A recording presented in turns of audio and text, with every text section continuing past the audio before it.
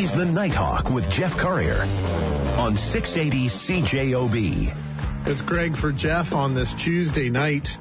And this morning, sitting in, getting ready for the program this evening, and something comes over Twitter that the FBI is investigating the St. Louis Cardinals. This is from the New York Times. Cardinals face FBI inquiry in hacking of Astros database. This is from Michael Schmidt of the New York Times. It says front office personnel for the St. Louis Cardinals, one of the most successful teams in baseball over the past 2 decades, are under investigation by the FBI and Justice Department prosecutors, accused of hacking into an internal network of the Houston Astros to steal closely guarded information about players. Now, I don't know if you know too much about baseball. The Cardinals, a very successful team, have won a few world championships over the last 20 years. The Houston Astros have not finished higher than 4th in their division since 2007. I would think that they would have picked a different team to hack into. That's my way of adding some levity into the conversation. We bring into the discussion Chairman and Chief Strategy Officer for Securitas, an above security company and one of the leading companies in North America with regards to making data safe. And Michael Legary, thanks for taking some time tonight.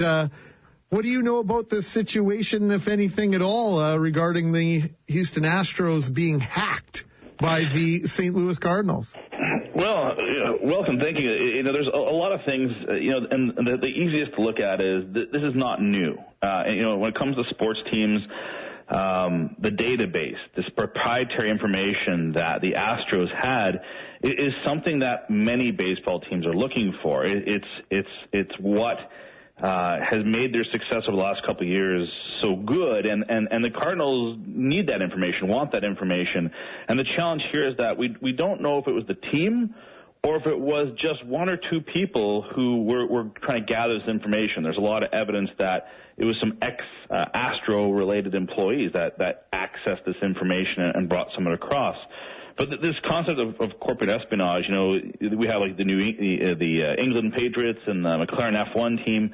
This is not new to sports whatsoever. This is what they want to get. Yeah, and so that information becomes incredibly valuable. It's very, it's under lock and key, and that's where companies like yours come in, Michael. And so talk about, never mind the corporate espionage stuff, I'll ask you about that in a minute, but this whole idea that this might have been someone that left the Astros, went to work for the Cardinals, and was doing this in a malicious fashion to maybe get back at a former boss. You must see this from time to time in your world. Not time to time, almost daily. It's something that it's a part of human nature. When a person leaves an organization, be it a salesperson or an engineer, even though they've been paid by the corporation, paid by the small business of whatever size to do a job, they're personally bought into it. So when they leave, they want to take things. They want to take their sales lists. They want to take, quote, their clients, their drawings, their designs. And that is the intellectual property that makes the business run. So it's something we see all the time because it's just people get that personal ownership and they don't realize what they're not allowed to take. Or, again, they leave under bad terms and they want to do damage. They want to hurt the company. They felt like they've had a problem. And after they're gone, they do something either on the way out or they do something after they left. And we see it again, like a classic example is what we saw here in Canada between WestJet and Air Canada, where employees were looking up information of the other airline, and it led to a number of different settlements and lawsuits between the two companies. So this is something that every business has got to be concerned about and do more than what we're doing today. Michael Legary joins us from Securitas, founded here in Winnipeg. They're North America's premier, and I love this title, Information Assurance Integrator. And so we're not talking about swiping the good stapler on the way out. This has changed over the years, right, Michael, in terms of the way ex-employees can get back at their employers. And so traditionally, how secure have these databases been? Have companies been under a false sense of security as to how vulnerable they are to a situation like this where they might have a vengeful or a malicious attack from a former employee? This is a perfect example of the culture of how the company needs to protect its data. And baseball teams, like any sports teams, actually they're not known for being overly technologically advanced. And that whole area of Moneyball, right? That's what this database is all about. It's about combined statistics. It's having everyone in the organization put information into this, but it's also creating a long-term repository. This used to be, and there's tons of the different folks in the ballgame now saying, well, everything's under lock and key. I'm only writing notes down, because the database is something new for them. Having these records is centralized was new, so their ability to protect them wasn't that good. And there's a lot of suspicions right now that somebody just quite literally used their old password to log in and download the information. So that's something where if you are a manufacturer, like some of the folks we see in Western Canada, where you have many, many millions of dollars of investment into technology, and it's been a part of your business for the last decade or two, you spend more time protecting because it has value. In this case, the Astros just really perhaps didn't appreciate what they had. That when the employees left, they weren't changing passwords, and somebody got in. So it just comes down to that. As technology changes, your culture needs to change too about what's important and how you protect it. And so you see that every day working with business, that practices have been faulty and there aren't the appropriate measures taken when somebody leaves the building? Yeah, absolutely. And also, again, it's a bit of employee awareness of, what's appropriate to take when you leave. Again, it's again, if you're the salesperson, your personal files and your work files, they often commingle, right? So what's appropriate to have, what versus what's not. And then the other challenge is our legal system hasn't really caught up. This is going to be a long investigation, and the funny part about it from the baseball perspective is the outcome between the teams in the field will definitely be impacted more than the criminal case. Like if a criminal case ever arose out of this, it might take 3, 4, 5 years before anything materializes. The courts, the laws are slow. And that's something a lot of folks have to appreciate regardless of any business, is that if you're not taking the time to think about these problems and protect yourself now, the chances of you getting anything back after something happens is very low.